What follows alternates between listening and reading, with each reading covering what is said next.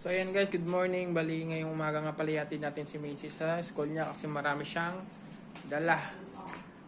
Alright, pasok mo Diday. So ayun guys, sobrang dami kong dala dahil sa cooking class. Kaya magpapahati tayo ngayon. Mahalihatin mo na ako. Alright, kakat muna namin guys. So ayan guys, palis na kami. Hatid ko si Diday sa school niya. Alright. Malko. So ayan na si Diday guys. Ano yung nilalako mo na yan, Malko? Ang dami niyan.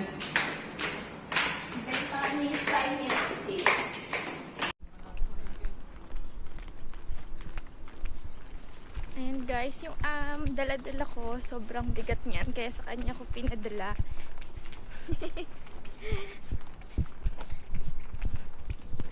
Yan yung sideline niya ngayon. Magbuhat ng